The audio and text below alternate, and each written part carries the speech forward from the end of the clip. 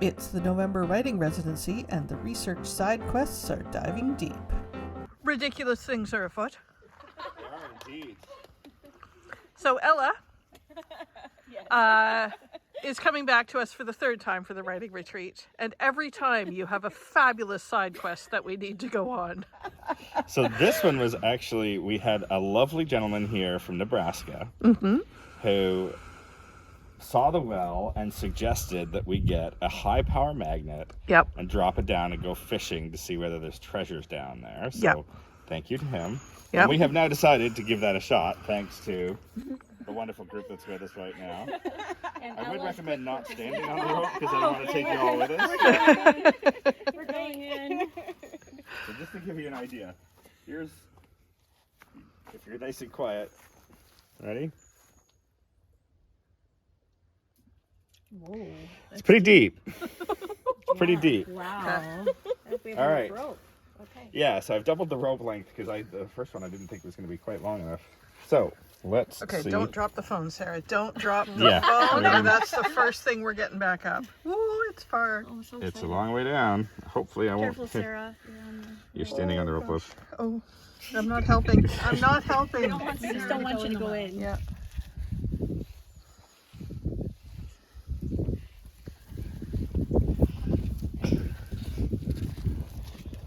I think it's a good thing I put the second rope on. I haven't even hit the water yet, and I don't know how deep the water is. I feel like yelling boo at this point. Can you imagine having to do this to get your water every day? I mean, apparently, Madame who used to live here used to do that. Also pre-internet. Okay. We're now at the water. And that's Water, the okay. first rope. Wow. Okay. Yeah, So how long was the first rope? long. I don't know. That's the scientific explanation, I think. We will Yeah. get a measuring tape. Wow, it is still dropping. Holy crap, this is a deep. Oh, there we go. There we go. Okay. We are now at the bottom. Okay. Okay. You feel anything? I don't feel any too much of a tug, but bob around a little bit and then pull up and see what happens. Holy crap. Is this going to make it into a children's book anytime soon? It might. What's down the well? Timmy says, what's down the well? Oh, no, wait. I think we've done that one before. Oh, Maybe goodness. that's not an example you want to set Okay. for a child. Do you think you're at the bottom? I don't know. This is a 200 kilogram strength magnet. Which So, is what, so 400 if we hit something 200 kilogram, we might have to get the car. It's amazing how much it bothers me looking down there. Like, Yeah. it's kind of, it shouldn't be scary, I don't but want to it's go down scary. I'm saying it for the record. I I don't, don't want to go down there. Okay. That's the first half. Let's Yeah. see if we Okay. can. And 200 kilograms is 440 That's wet. pounds. It is wet. Yes. Yes. Yeah. So that's been into water. Here, I can tell you that much. Oh, I see the magnet now. Yeah. Nothing on it. Wah, wah, wah. Well, we got some sludge. Is it magnetic sludge, though? It must be magnetic. Oh, yeah, there is. sludge. It is. Yeah, so there is some metal down there. Okay. It's not very exciting metal. I don't know. Yeah, it doesn't look like much. Well, you want to give it another go? Oh, yeah. Is there a way to get it, like, once you're down there, to move it left, right, or no? Hard to, because Because it's. if that's not sludge, that's metal shavings of something, and so Yeah. it's coming off of something. Well, my theory would be it would be like an old bucket that fell down there, and it would be Your theory, I think, you know, is like the so. these sort of metal ties that were holding the wood together, right? Yep. Cooper barrel things. Yeah. That's my highly scientific words for the day. We want to find a sword. Yeah. Excalibur's got to be down here. Right? Don't drop your phone. It's not worth it. Otherwise, hope it's magnetic and it can withstand the water. Oh, more sludge. More sludge. It's disappointing. I mean, the question has been answered, but I think you guys are going to need to weave this into a more dramatic story. Yeah. Well, I mean, there's a lot of surface area down there, and that's a small thing. Yeah, So. let's try further that way. Oh. It's a chain. I can hear the chain. Oh, cool. Oh, can you That pull would it have up? been attached to a bucket or something maybe at one point. Or just someone's shack. I'm so scared of dropping my Oh. Oh. Yes, no, there's definitely something on it now. Oh. Now, whether it's attached to anything. Gonna make it fall off. Yeah, it's. So it's like too big for this. Yeah, there's some tension, eh? Oh, I can't actually pull it now. Now we've lost the magnet and The the muscles Time are to go get the bulging. car. Right. You can use the Yeah, we could actually use Use that. use the wall wheel. Yeah. I don't know if that well wheel will support. But yeah, it's definitely attached to something. I'm just too concerned that it's caught Oh, under. I hear it too. Huh.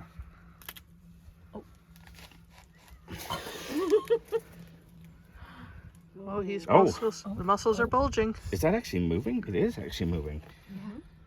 Should we all pull? Heave. Oh, That was a chain. Yeah.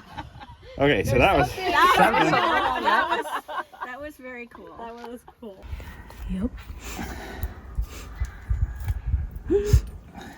Oh, a big chain. Oh. Wow. Got it. Oh, wow. There we go. There is a chain. How do you feel? Look at that. What was it connected to? It was connected to something down there. It might Or have been this, the old but- bucket. It may, yeah, It might that's be the old bucket probably what it chain. is. What do you think? We found something. I think that's an achievement. Good work. It was well worth it. Yay. Well pun. All right, well, now we know. Thanks, guys. So fun. Thank you. Well, I'd like to introduce Camille Andros. She's one of the 3 professional writers we have here. And then, of course, we got Ella coming back for the 3rd time, which is amazing. So we'll see Ella's side quest because we love going on the side quest with her. But as a published author, maybe you'd like to share what you've published and then why you're here and what you're working on. Sure. Thank you for having us too. It's Of been course. heaven on earth, Yeah. literally. So it's the best. I have 5 published picture books, and I'm currently working on a novel. Oh, nice. So fingers crossed for that, but that's still in the work in progress category. But my published stuff, my first books that came out were STEM-based science, but still fictionalized. For what age picture group? book. Like who are So they I targeted think for? Picture books are for everyone. Yes, Full 100%. Publishers will market them to people ages 3 to 8, Okay. probably. But again, I've had college professors email me and say they use them as an introduction to the scientific method in their classrooms. Oh, wow. So, and high school teachers have created book clubs, picture book clubs, and they've used my books and many others as great conversation starters. Yeah. I think they really are for everyone. So, Charlotte the Scientist is Squished and Charlotte the Scientist Finds a Cure are my first 2 Nice.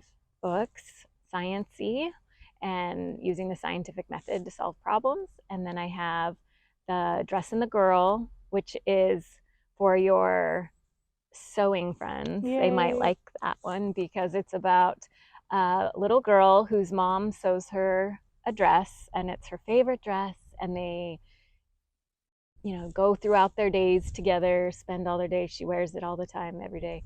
And then they live, it's not specified in the book, but the art, you'll probably be able to tell that it's in Greece. Okay. And so the family has to move, and they immigrate to the United States. Okay. And this is back in, when you would go by boat. So it's Okay. not a modern. That's how my mom went. Yeah, Yep. it's how my husband's great grandfather went too. And we actually got to visit the Greek village that he was born in, and cool. Yeah, it was really incredible. I was going to ask if there was sort of a family connection, because usually there is, right? Like there's Yeah. that adage of write what you know. Yeah. Right? Yeah, and that just made it come like to life. Yeah. So that was an amazing experience. And when the girl gets to the US, her dress is in a trunk for safekeeping, but the trunk gets lost. So the girl and the dress are separated, and for years the girl is looking for a dress and the dress is looking for a girl. Aww. Until one day the girl, who's now all grown up, walks by a thrift shop window and sees her dress in the window and brings it home for her own daughter to wear. So they find each other in the end. I love that. Oh, thanks. So is that's the one that's published, and so what are you working on? That's the dress and the girl. Yep. So what are you working on here? What are you hoping to accomplish? It's a really fun little bit of time travel. Yay. Sort of. But also science still, because I'm such a science nerd at heart. So everyone should be, really. But also poetry. We've got a little Emily Bronte, some tuberculosis. Okay, yeah. We're laughing because it's been an ongoing joke about how many times can we work tuberculosis into the conversations. Apparently everything comes back to it. This is what we've been told. It is. Yeah. Bit of a research rabbit hole. Definitely. Definitely. It's great. So and the illustrators of the books are amazing too. Julie Morstad, fellow Canadian. She does the illustrations for the dress and the girl, and Brian Farley does the illustrations for the Charlotte books. And Amy June Bates illustrates The Boy in the Sea. They're all amazing, fantastic artists. I feel really lucky to be able to work with them. So thank you so much for having us and letting me share about my work. It's so much fun watching people do what they love together. You know, like you guys have been awesome group. Well, you make it so easy, because I have 6 kids, and to be able to be here and not have to think about grocery shopping or meal planning or preparing or carpooling or any laundry, just the list goes on and on. That all I have to do is whatever I want. Yeah. It's really nice. That's the tagline, ditch the distractions, right? Yeah. So we're trying to lean into that. Not that we don't go on side quests. Side quests are always welcome. Yes, they are. If you need like research, like for some reason you need to know what's down our well that might be magnetic, that is a serious side quest. Yep. It's the best. People can get your books on Amazon or on bookshop.org, and we'll put some links in there. Anywhere books are sold, your favorite independent bookstore or Amazon or bookshop, Barnes & Noble. Awesome. And I think there might be a few parents and grandparents in our viewing audience who might be looking for their next book for perhaps upcoming holidays and things like that. So thank you. These will be some great recommendations. Yeah. Thanks. Awesome. Well, thank you for having me. It's a delight. Thank you. Well, continuing our series with our published authors who have come to join us this week, first week of our writing residency, we've got Michelle Houts, who is also a children's book author, and we wondered if you would tell us a little bit about your genre and what you do and what you're working on here. Yes, my genres, because I'm all over the place. Excellent. I write fiction and nonfiction, and I write the youngest picture books all the way up to middle grade novels. So that middle grade is that 9 to 12-year-old reader.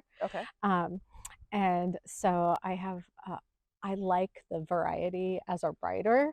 You know, sometimes the nonfiction is so research heavy, and it's not so lyrical, and you don't get to play with words. But then the picture books, you do the research, of course, because you want them to be accurate, but you still have just a shorter, you're working with a shorter piece, and so you get to play with words. And not everything I write rhymes in the picture book genre, but things can be really lyrical without rhyming. We've really enjoyed your educating us on words and wordsmithing this week. Well, I mean, we shared the joy of the word defenestration. Yes. I mean, that just casually fell out in conversation, and you were delighted to hear it.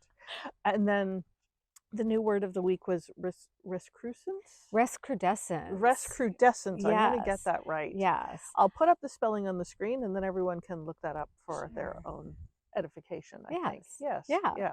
Yes, we've had a lot of fun playing with words, and I Yeah. was so delighted to hear you use one of the projects that I'm working on is playing with words that have gone from the English language. Oh, So I those love that. old Norse, old Scots, old English words that used to be a part of everyday language that we don't use anymore, and some of them are just so fun, and I think kids would have fun bringing them back. So Give us one.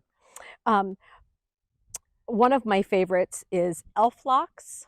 So Ooh. we say bedhead, but elf Okay. locks is what happens when you wake up in the morning and your hair's been all tangled up. And you know the notion is that maybe the elves have been in bed messing up your hair. So where was that in our creators retreat? Yeah, no kidding. When everyone was literally dressing up as elves and fairies. Yeah, You know, it would have been yes. like waking up with elf locks was spot on. Exactly. Yeah, Yeah. that's amazing. Yeah. So then what are you working on? Is that what you're working on here? Or are you No, working actually, on other things? I have a poetry collection based on words no longer in use called Say It Again, a resplendent collection of antiquated utterances is currently on submission.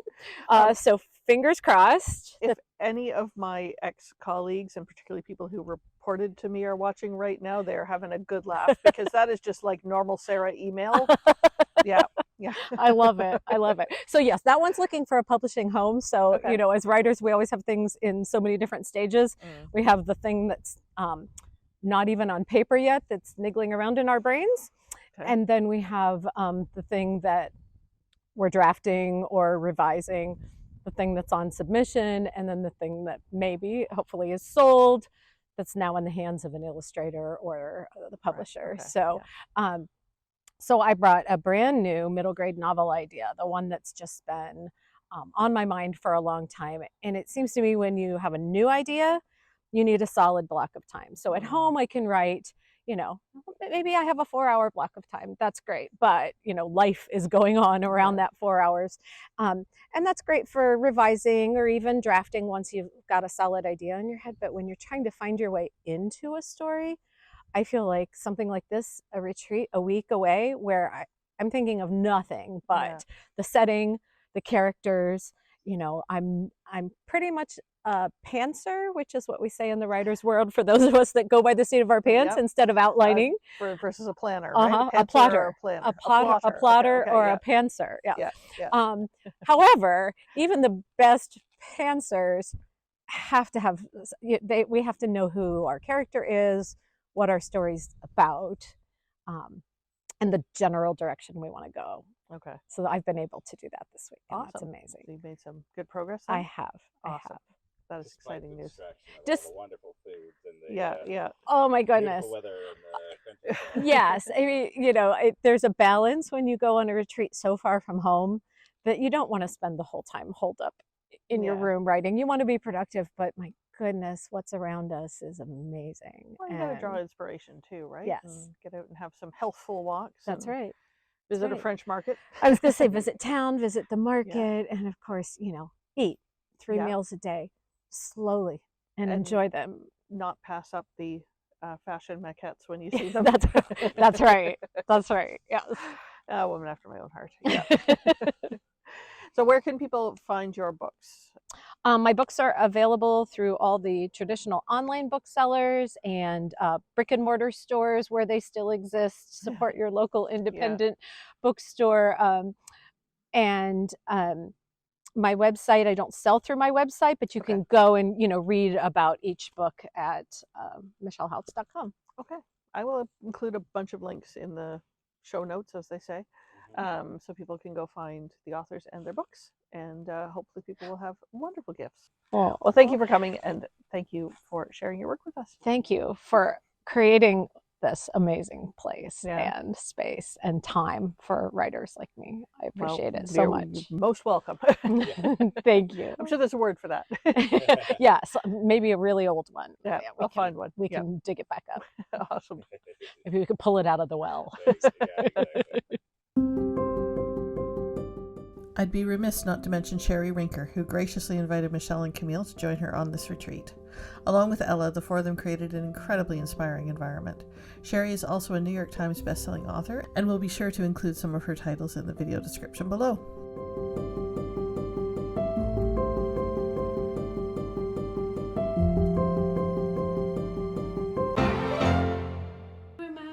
So we're here with our wonderful writers who've joined us for the writing residency, and we went brook haunting today at the market. So we are having a bit of show and tell of what was purchased. We have more wrapping.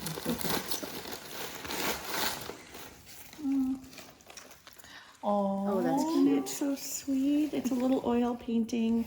What did we decide? On fabric. We decided on wow, miniature. Yeah, on canvas. But miraculously, someone who owed me some money Venmo'd it to me during lunch, and I took that as a sign That is not that I'm going back. the literal manna from heaven. I don't know what it is. Exactly. Yeah. Oh, you bought my little fashion maquettes. Oh, I love them so much. Oh, excellent choice. Oh my gosh. So Sarah, explain to us again, like what that is used for. So this is the equivalent of going into a shop and sampling the wares, but also the current fashion. So this gives you a good idea of the fabrics that they have available for sale, and how you might style them and use them. So it's a miniature of the dress design as well. So you could go into this and say, yeah, I love that petticoat, but maybe more with these horizontal stripes than the vertical, right? So it's your way of sort of discussing the fashion, because everything is made bespoke. So you go in, you pick the fabrics, you pick the design, and then they make the dress up for you. And so this is the way of doing little maquettes so that you can go, yes, I'll have that, or I'll have that, or whatever. So I am not an expert, but my guess is with these gigantic mutton, what they call mutton sleeves, I think that is like the late 1830s. That's my guess, but I haven't actually read the writing yet. So that would be on the wall at the Modiste, like exactly. in Bridgerton? Exactly, right? That's your little Bridgerton shopping for fabric moment. So how'd you do on the date? I didn't do very well. I'm still learning. I'm not an expert. So it's actually 1896, I was thinking like 1836. Okay. So I was off by about 60 years, which... That's not huge. In this period is kind of huge, Oh. because there was dramatic change like between every decade. So this would be like really late, or really in the middle of Belle Epoque, really. So I'm surprised it didn't like twig right away, but It's I such am a learning. cool thing, though. Yeah. Very. So one more item coming up for the show and tell. Wow. Oh. The Gion. Oh my The goodness. Gion Renaissance. That's gorgeous. That is stunning. She said technically it's for fish, but I think you could probably put anything on it. No, you mean you could put it. No, it's for you. No, come on. That's Chateau. I don't need it. Are you But you serious? do. Everyone I can't does. have the piggy to Aw. read. Please have this for me. Why can't we can we get you? We gotta get you the piggy to read. Come on, this has to be done. Okay, you keep an eye out for the piggy to read. Okay. And you just go ahead and have that. Oh. That's so sweet. Thank you so much.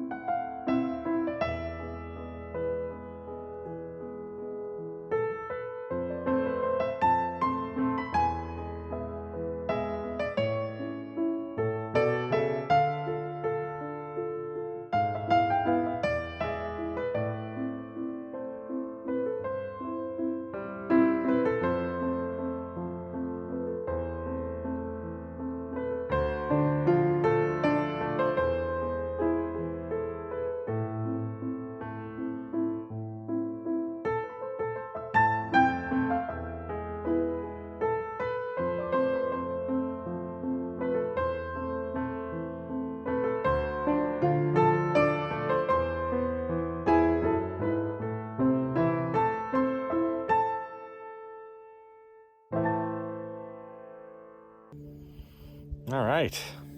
Well, that was a good first week. Let's see what the second one brings. I see what you did there. Well, it's been a good first week. Oh, yeah, there you go. go. Not even trying anymore. Thank you, everybody, of course, for following along. And don't forget to hit like and subscribe. And if you feel like commenting, we would appreciate it. It certainly helps the algorithm.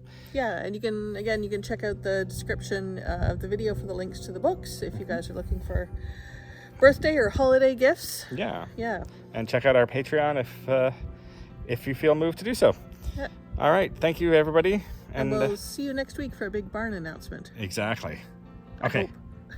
Let's see what else we can find down there. What do you think? Let's do it. All right.